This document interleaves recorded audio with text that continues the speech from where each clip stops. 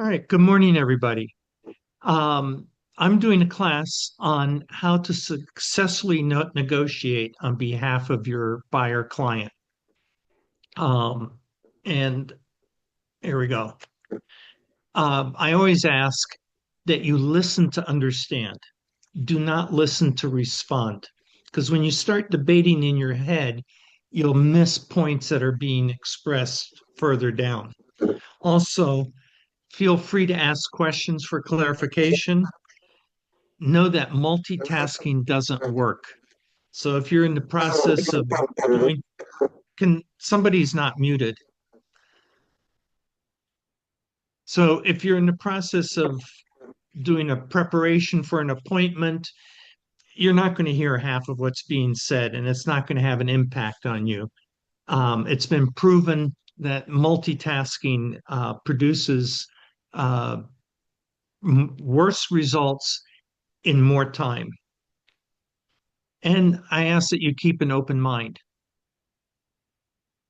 What you'll learn is you're going to learn how to become a better buyer agent, how to show fewer homes to get a sale, how to close more sales, how to speak to your buyer, and how to be a better negotiator. So, my experience is I was first licensed in 1976 in Minnesota. I've sold real estate for 30 years. I switched to management and I managed for 12 years, building the second largest office for Long and Foster in the entire metropolitan area, well, in their entire footprint. Um, I've been licensed in Maryland, DC, Virginia, and Minnesota. I'm certified to teach broker relations and supervision by the Maryland Real Estate Commission, which you have to teach their course as they want you to teach it.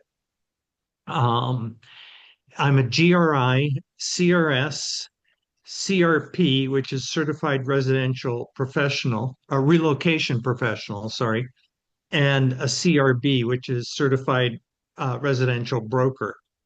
I'm a certified Proctor Gallagher consultant, and I'm a founding member of the Napoleon Hill Institute. Uh, James Allen is famous for his quote, "A man can only rise, conquer, and achieve by lifting up his thoughts." The mind is the most powerful computer you have access to. And unfortunately, the schools have never taught us how to really tap into that power. And once you learn how to tap into that, you become unstoppable. So the first strategy is understanding your role How are as a you? buyer's agent. Oh, excellent. Can we please mute? So, understanding negotiations.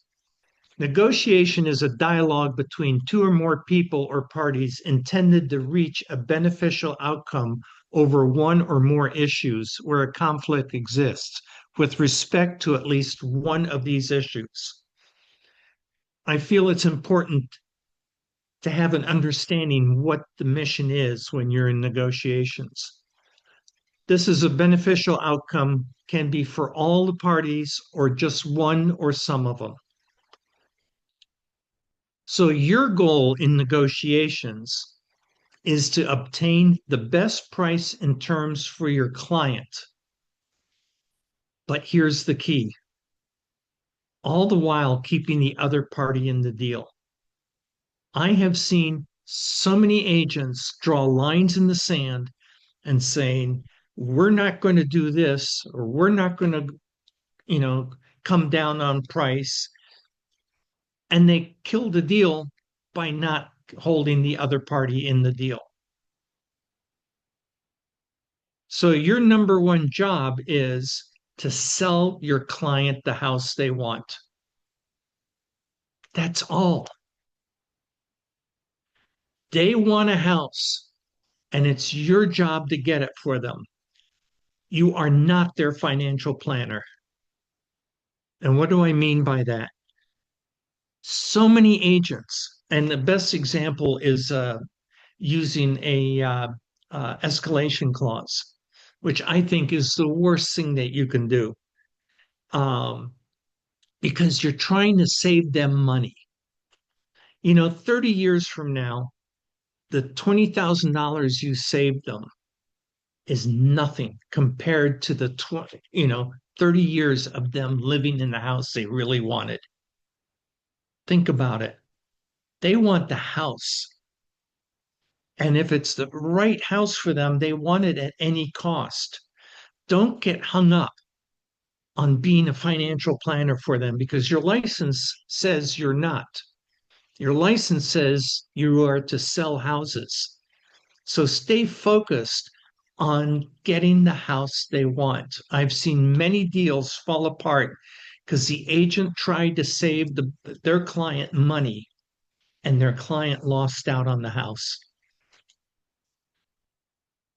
Here are some don'ts in negotiations. Do not take ownership in the deal. This is a big one. So many people I hear say, well, we're not going to do that. Well, your name isn't on the contract. Do not disparage the other agent to your clients. Don't say, oh, the listing agent is such an asshole. Whether they are or not, it's not for your client to know. Don't disparage the other party to your client. Do not make decisions on behalf of your client. So many times, somebody presents a low offer and the agent says, oh, I'm not presenting that. That's ridiculous. You have to, by law, present all offers and all counter offers. Unless your name is on the deed, you cannot refuse. Do not tell your clients what to do. Never, ever tell your clients what to do. You always give them options. Here are your options. You can accept, you can reject, you can counter, and they'll always say, well, what would you do? Well, I already own a house. So this is up to you. But you never tell them what to do because if it backfires, huh, you don't want to be there. Do not pick up the ball and go home. Always come back with another counter. Keep negotiating. Don't stop playing the game. Negotiating is like a tennis game. You keep hitting the ball back to the opponent until you get to the point where you win.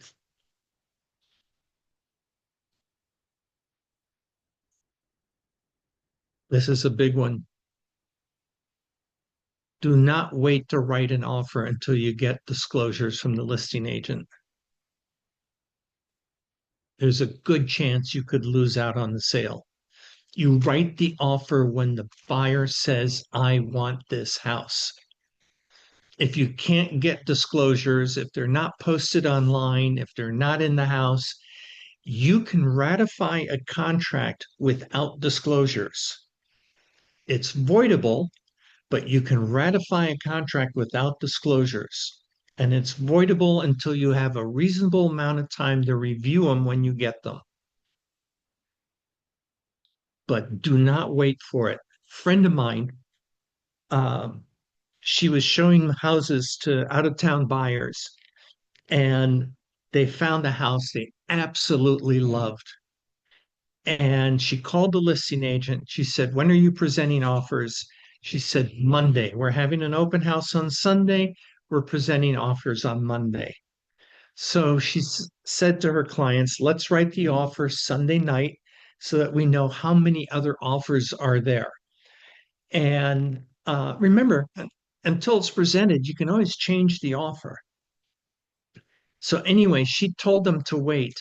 The buyers went to the open house, and the agent at the open house told them that the house had sold the night before because the listing agent happened to write an offer and it was a great offer, and the sellers went ahead and took it.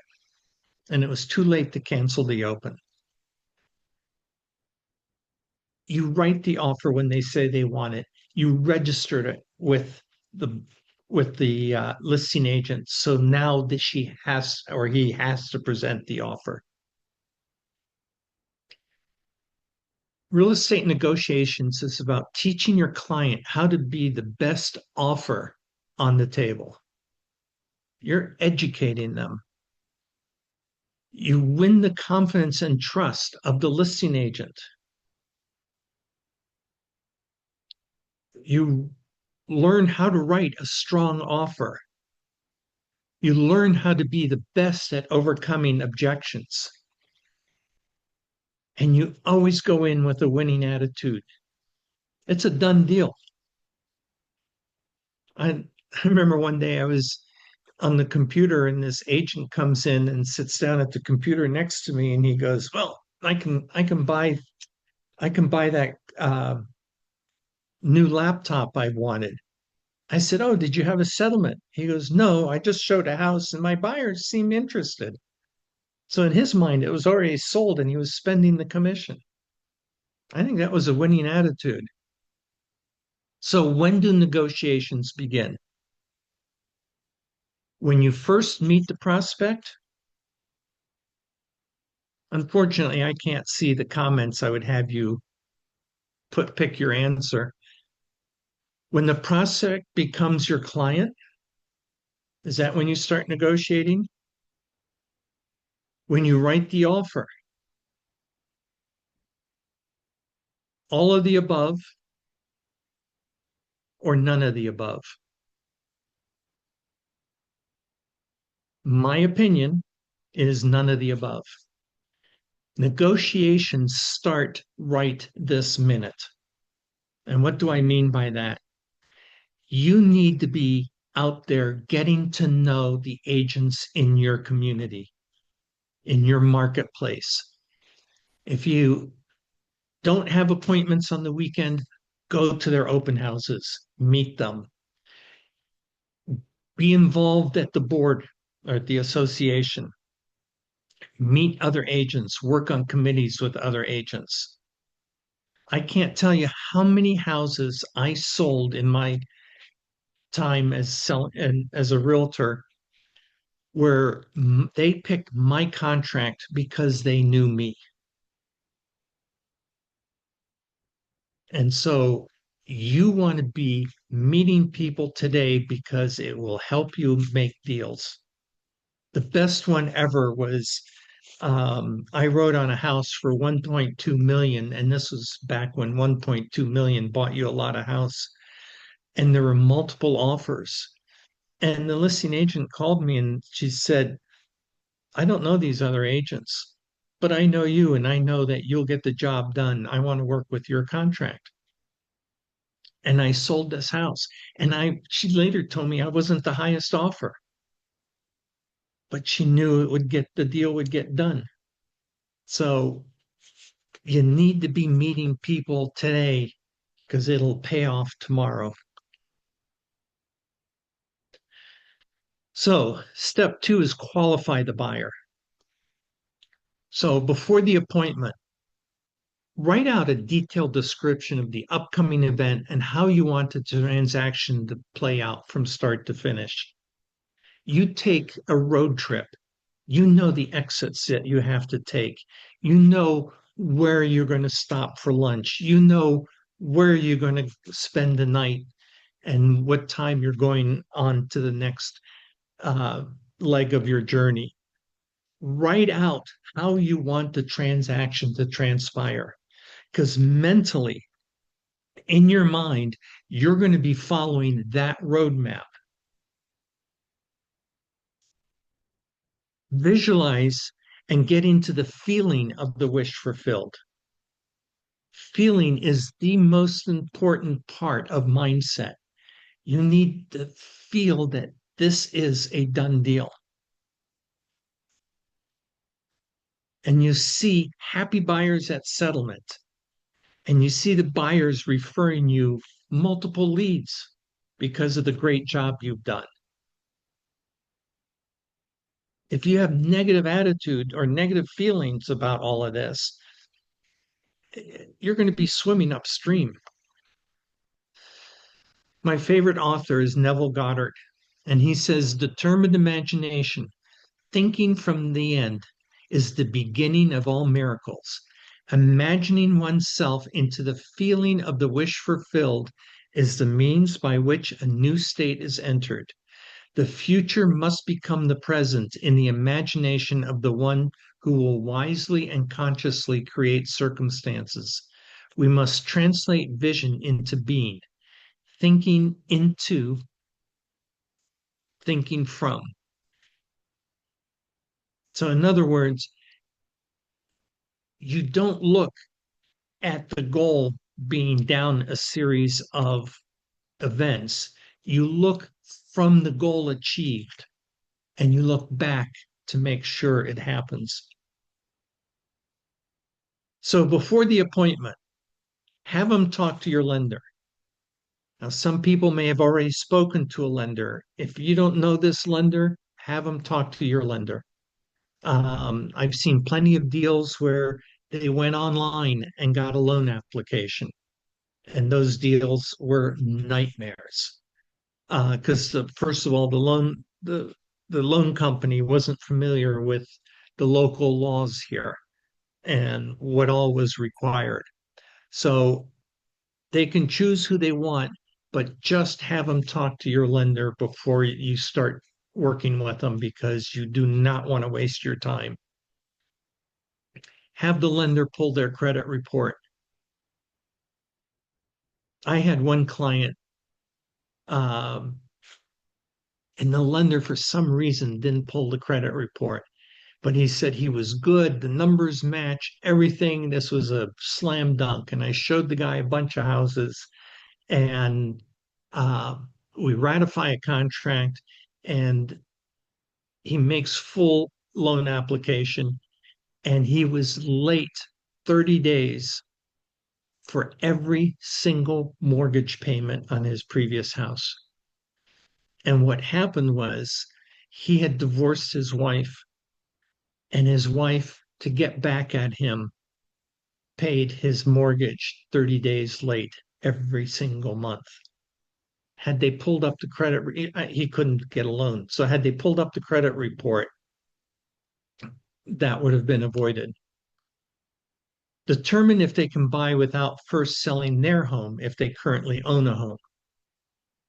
Determine who the decision makers are. This is so, so important. There could be a parent involved. I've had it happen where during the home inspection, the father shows up and says, these kids aren't buying this house, forget it. So be upfront, know who the decision makers are.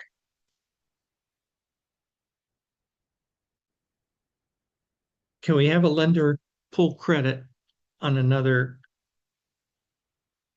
Yeah, if they'll sign the they'll sign the uh, authorization, then any lender can pull it. All right, now I got the room back, but now I lost my presentation. Hang on here.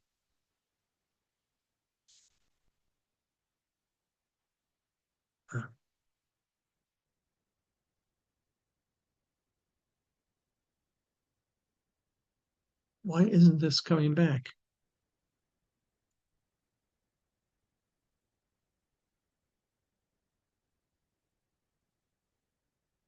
Oh, sorry about this, guys. I will not tell you that I have my degree in computer science. But back when I got my degree in computer science, we made these cards and we punched holes in them and we called them chads.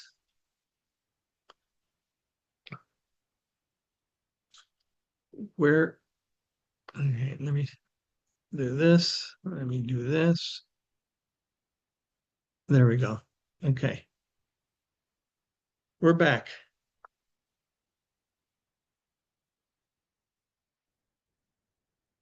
All right.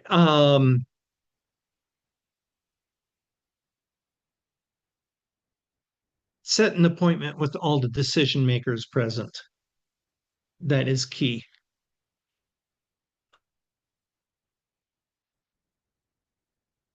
Now, you want to question motivation. This is so important. Why are they buying the house?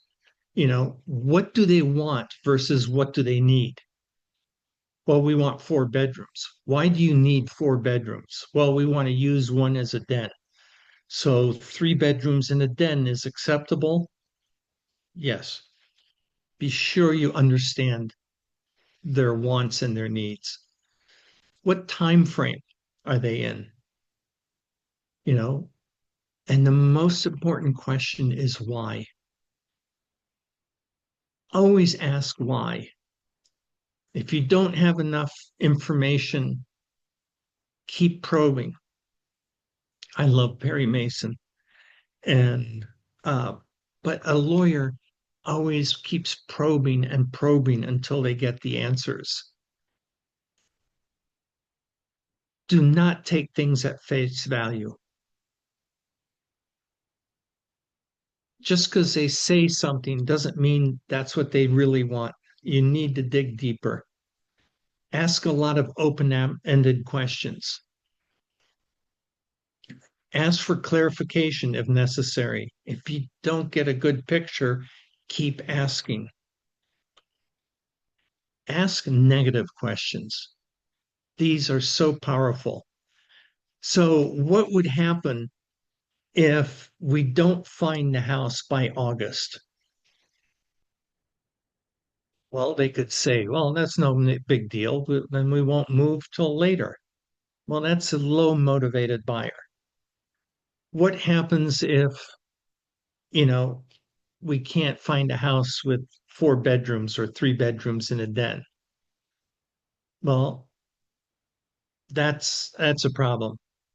We'll have to figure out how else maybe we have to go further out.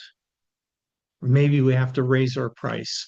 Negative questions will give you very serious motivation. Repeat your findings back to them so that they know you are listening and that you understand them. And then obviously ask them if there's anything you missed.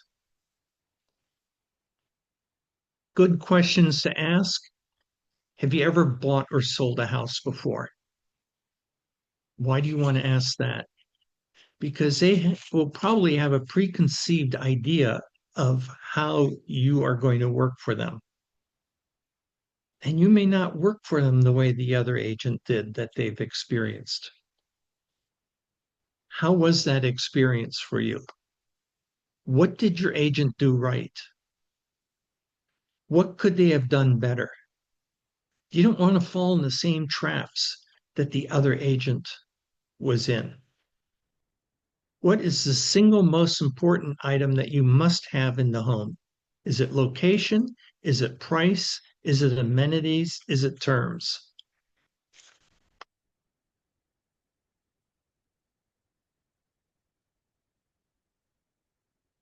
If they're a first time buyer, what do you expect will happen? They may have already a preconceived idea. You know, uh, TV portrays realtors in a really strange way. So if that's their impression of a realtor, you may need to set them straight. What do you expect from your agent? What do you not want to see happen? What is the single most important item that you must have in your home? What's the best way for us to communicate? I have a client right now that I text him, I get no response. I email him, I get no response. I finally sent him a message on Messenger and Facebook, and he responds. So, how do they want to communicate? You need to know. And before the appointment, create a personalized buyer's guide. And in the buyer's guide, you will have a description of the home buying process. You'll have a copy of the contract with popular addendums, and be sure to mark sample on there so that they can't use them. You have a list of 3 lenders. You have a list of 3 attorneys, a list of 3 home inspectors. Why 3? You don't want to give one and then have them have a bad experience and say, well, this is the one you told me. You have tips on how to write a winning contract, you know, discussing contingencies, discussing home inspection, discussing what the seller pays for, what the buyer pays for, discussing the appraisal, discussing financing contingencies. And other things you put in there is a list of dates that you can fill in once they have a ratified contract. Home inspection needs to be done by such and such a date. Lender approval has to be done by such and such a date. You want to put in a list of required documents that the lender is going to ask for them, like a checklist. And then you're going to want to put in all the homes that are currently on the market, regardless. The only criteria is their price range and their zip code. That's it. And I'll get to why I say that. So they're looking for a single family. I don't care. I put in condos and townhouses and single families. I keep the list as complete as possible. I would also put in there the absorption rate. What is the absorption rate for the price range that they're looking in? And I would put in their closing cost.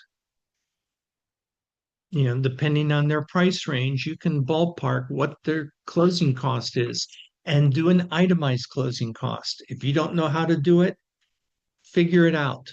That's your job. And then put it in a nice binder. Now, here's the key thing. This becomes a valuable item because there's tips on how to win a contract. There's tips on lenders. There's tips on all this stuff. This has value. And here's the thing. If they don't sign the buyer broker agreement, do not give it to them. You pick it up and you take it home. And they go, well, didn't you make that for us? You go, yeah. And you will get it as soon as you sign the buyer broker agreement. But that's where your value is. You don't do things for free. The next step is educating the buyer. During the appointment, you make sure you have their full attention. Well, most people say, well, we're sitting at the table. Doesn't mean you have their attention. I went on a listing appointment one time and they had the TV on watching Wheel of Fortune. I said, can we turn that off? They go, no, it's Wheel of Fortune time. I packed up my stuff and I left. I go, call me when you're ready to talk.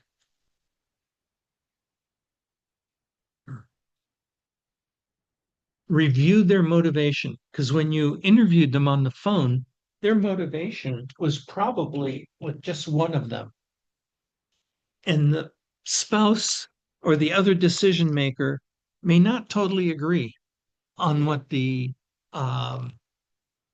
motivation is. So you want to review it with them. You explain the home buying process using your buyer guide. You cover potential obstacles and pitfalls. You review the contract, or better yet, say, before we find the house, be sure you read the contract and call me with any questions. And this way, when they're ready to make an offer, you say, "You read the contract, right?" They always say yes, whether they have or not. But if you pull out a contract and they go, "Oh, we need to read this," you're wasting time.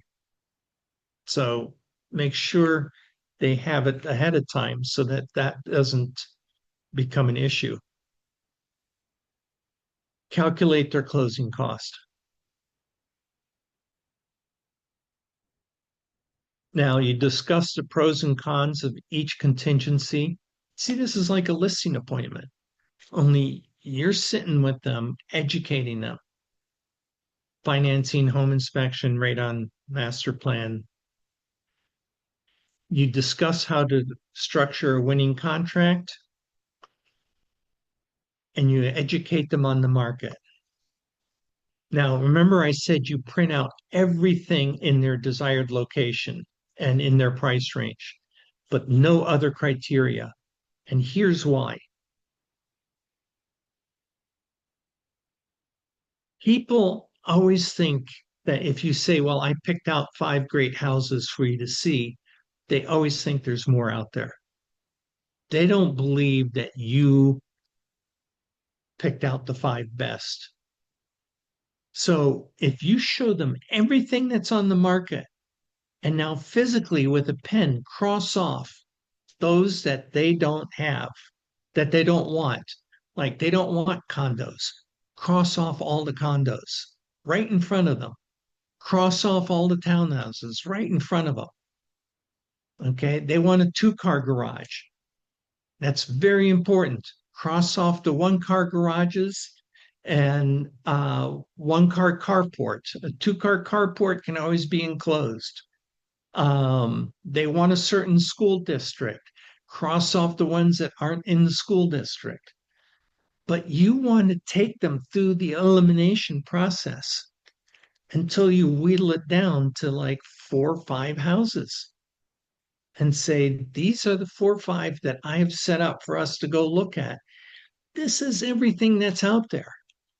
Now, if these don't meet your criteria, let's right now, before we get in the car, let's right now talk about either changing the location of where you want to live or changing the price range."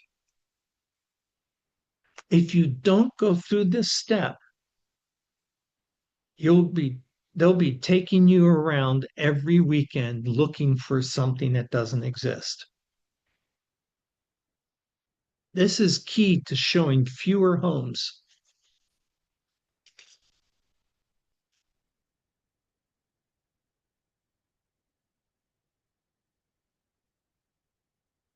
So while you're showing houses, I always give them a clipboard with printouts of the houses we look at. And then when we get in the car, I say, "Now, if you had to choose between the first house and the second house, which house would you choose?" And they go, "Neither." And I go, "No, no, no, no. You had to choose one. Which one would it be and why?" "Well, we would choose the second one because it had a better kitchen than the first." Then you take the first one and you crumple it and you throw it away. Out of sight, out of mind. I learned this trick because one time I had a couple and they sat in the back seat and we went out 3 weekends. And the third weekend, he goes, I hear him say to his wife, "So this one's number 5. That makes that one number 7. And this one here will be number 9." And I go, "How many houses are you buying?" They go, "1." I go, "Get rid of everything except for 1 and 2. "Oh, no, no, no. We need to know all of this." I quit working with them. And a year later, I looked in the computer and they had never moved. Um, but you want to take them on that elimination process because at the end of the day, there's only one house that's left.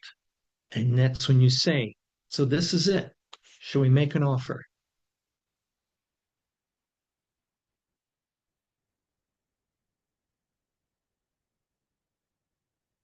Do's and don'ts of negotiation. Do not ever lie. Don't make promises you can't keep. So many people overpromise and underdeliver. It's better to underpromise and overdeliver. Never interrupt the person speaking. Wait, never wait to tell bad news.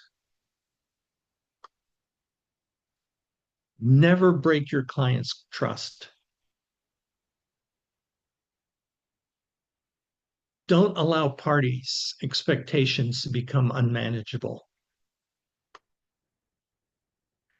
Never, ever draw a line in the sand. Never take ownership in the deal. Never underestimate the other side. Never assume the other party won't change their position. Don't assume the other party is always telling the truth.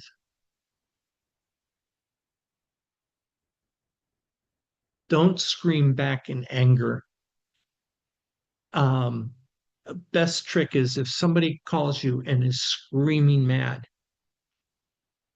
pull out a notepad and a pen and just take notes and don't say a word and let them blow.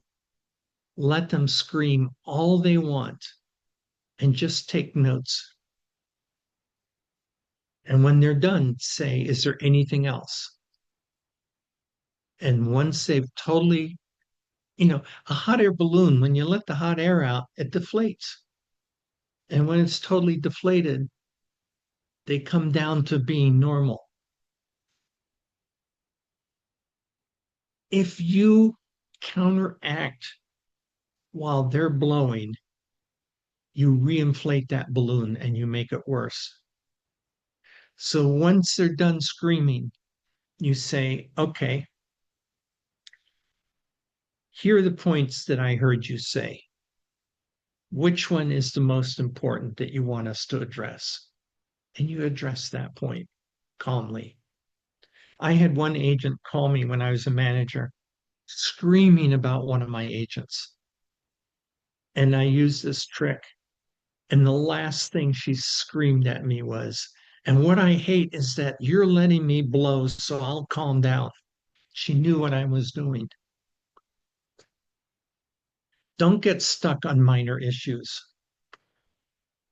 Don't think one person has all the power.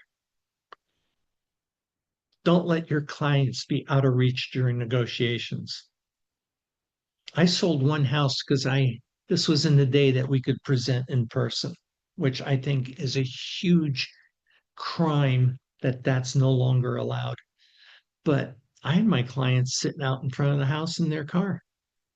And the seller said, well, I can't live with this term. Do you think your buyer will change it? And I go, hang on a second. I walked out to the car and came back. I go, yeah, they will. And we signed it and ratified it. There's was an agent, he's retired now, named Walter Sanford. He sold in Long Beach, California. And I met him back in 89. We were friends until he retired. But in 89, he sold $50 million worth of real estate with an average sales price of $150,000. He said the hardest thing about selling in Long Beach is if there's an earthquake, you lose half your listings. But he to negotiate, excuse me, to negotiate contracts, he had the buyer's agent and their buyer in the buyer agent's office. And he had the sellers in his office. They would send over the contract. He would negotiate it with the sellers. Then they would send back the counter. They would negotiate it. They would send over either agreed or another counter. And once it was done, ratified, sellers would leave, the next sellers come in, and he continued. I mean, how great is that? You just get it done. Don't assume you cannot negotiate in person. I have written in contracts that this contract is not valid unless the buyer agent can present it to the seller in person. And I explain, once it's presented, I'll leave the room. But who best to represent that contract than you, the buyer's agent? And the listing agent always says, well, my seller doesn't want that. I go, do you have that in writing? Because I can fax you over the page that shows that I have it in writing. And then they go, okay, come over. But the times that they were adamant, I just tore up that addendum and sent over the contract. Don't assume you can't do it in person. Don't be attached to the outcome.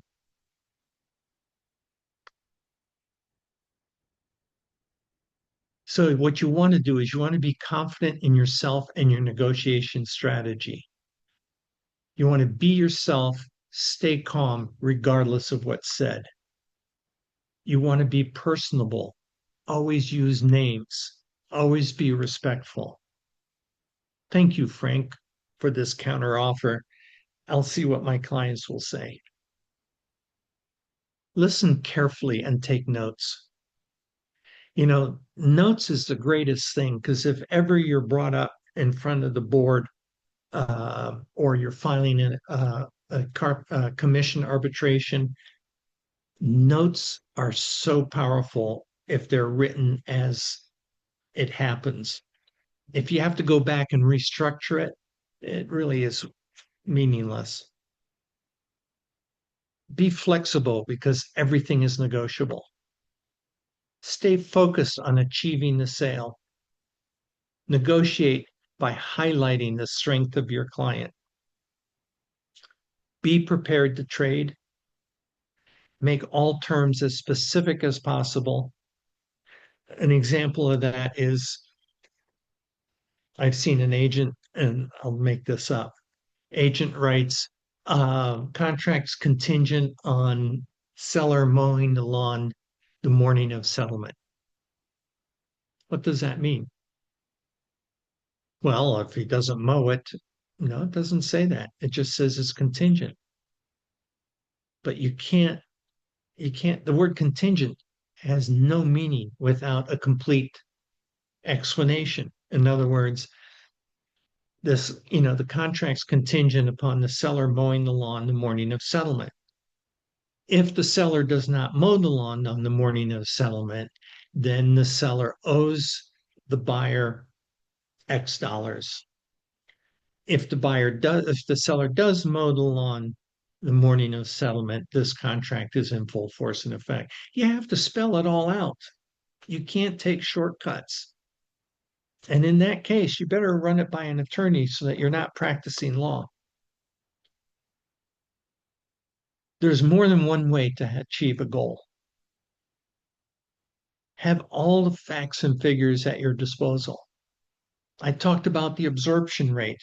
It's a great thing to have handy in the contract negotiation. Well, Mr. Seller, there's a 6-month absorption rate here. This is a great offer. How long do you want to sit in the market if you don't take this offer? Have a clear understanding of the statistics. Statistics are so powerful. Keep your client informed of the hurdles. We want to protect our client. Don't protect them. They're adults. Do everything to enhance the atmosphere of trust. Kill people with kindness. Have a clean contract to start, but keep the history of the negotiations on the contract. This is so important. If things get crossed off, deleted, if you have to tear out one of the pages and rewrite it, keep the page in the contract.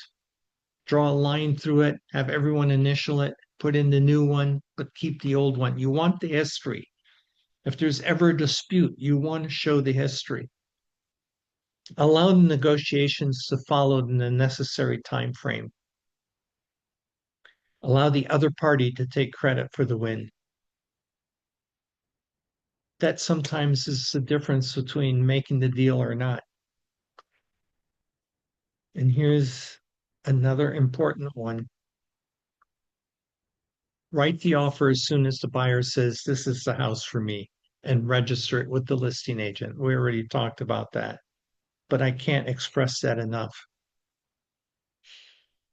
Winning strategy tips of negotiation.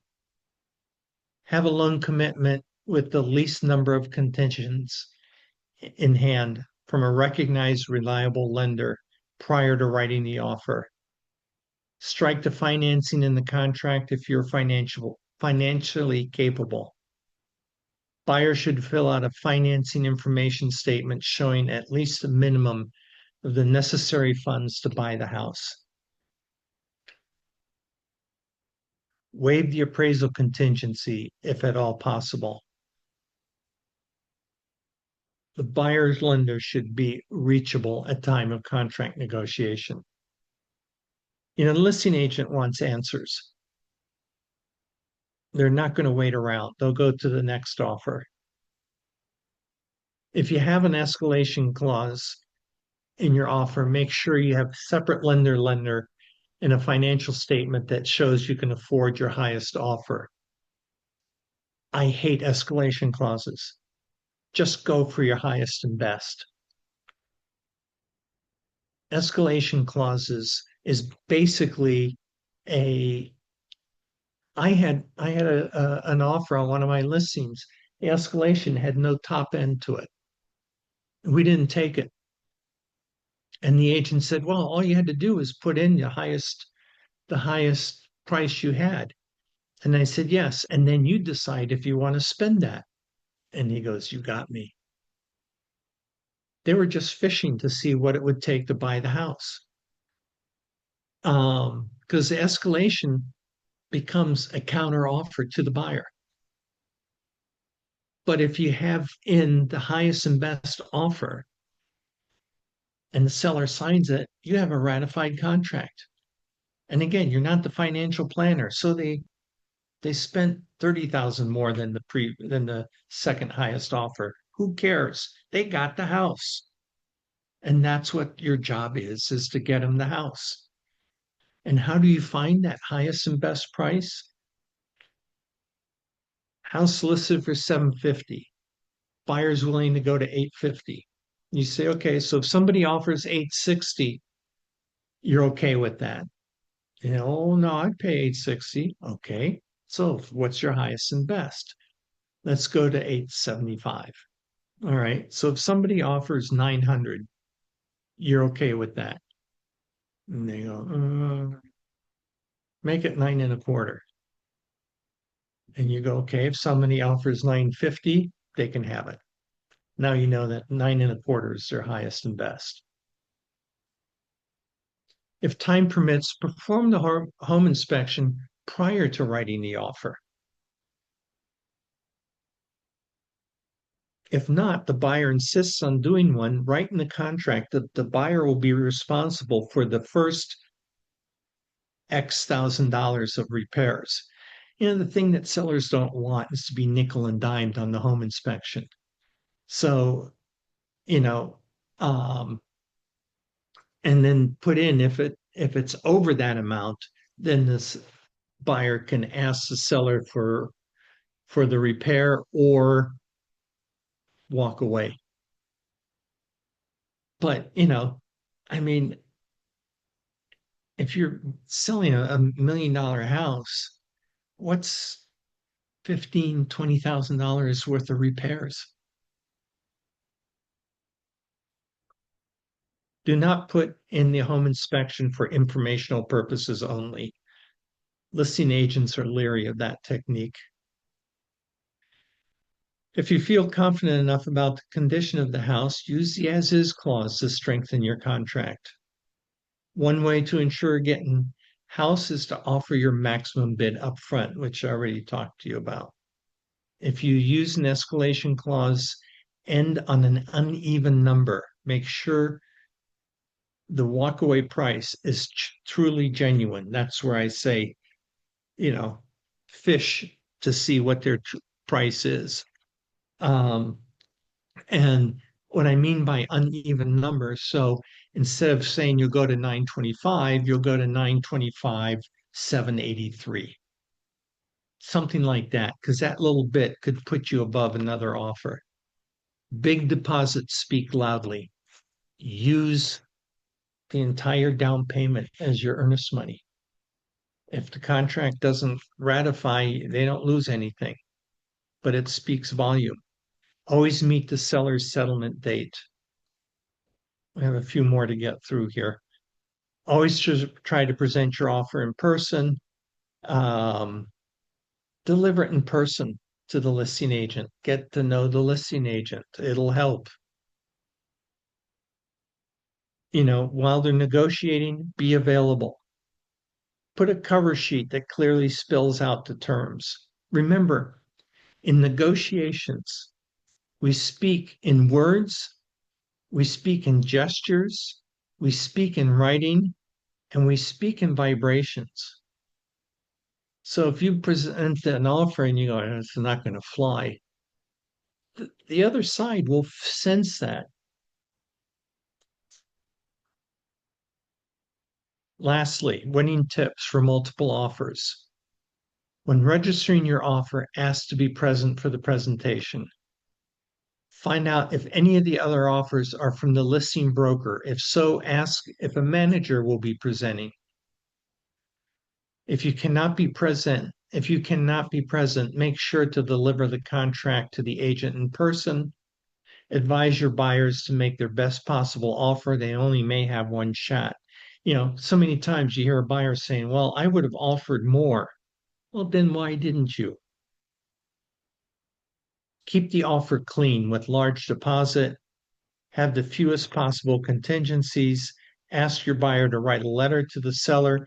That's not advisable anymore. I need to take that out. Include a summary sheet of your offer. Stay close with the buyers in tow. You cannot show enough cash to close. Have a strong lender commitment with your financial statement. Complete all inspections prior to writing an offer. Agree to the seller's timeline or offer a free rent back. Remember, the buyer's first month is really being paid a month later. So you could offer them a free month and it doesn't really take any money out of pocket. Whether you're the best offer or the final escalation, finish with an odd number. If your client did not get the house, ask to be in a backup position, because many times the winning contract will back out. And if you're in backup position, you don't need to write a new offer. Just have a clause in there. If they find another house, they can void the offer. But that will make money. I've seen that happen a lot where that even though the buyer didn't get the house, they were in a backup position and they got it. Believe in yourself. It's not your job to pay for their house. So if they're asked for you to share your commission, just say no. You say no to drugs, say no to them taking your commission. Maybe you should look at less expensive homes if you can't afford this. You realize that if you let this house get away, it'll become the new comp for your next house. When you met with the lender, you showed enough funds to close. I already own a house. Thank you.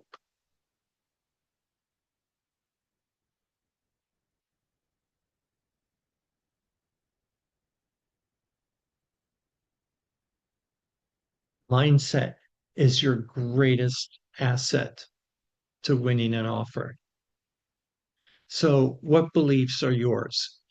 If you're successful, it's a done deal. If you're unsuccessful, I hope they take my offer. I'm a great realtor. For successful, unsuccessful, I will be a great realtor. For successful, success comes easy. For unsuccessful, success is hard. For successful, all my sales close. For unsuccessful, I pray my sales close. For successful, people want to work with me. Unsuccessful people say it's difficult to find clients. Successful people say I'm a great negotiator. Unsuccessful people say I am not good negotiator. Successful people say I'm a master prospector. Unsuccessful people say prospecting is hard. Successful people say I love my job. Unsuccessful people say my job is a chore. Successful people say I'm a top producer. Unsuccessful people say I'll never be a top producer. If you don't see yourself as a winner, you can't perform as a winner.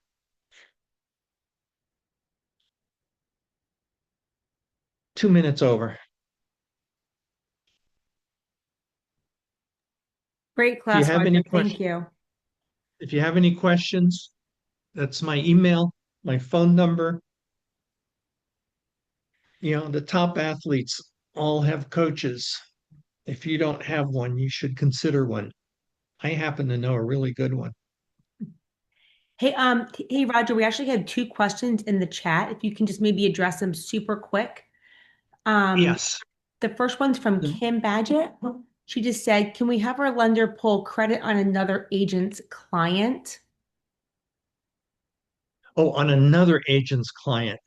If that client gives permission, yes, but usually you would call that lender, qualify that lender, um, and um, and then ask them if they've pulled the credit report.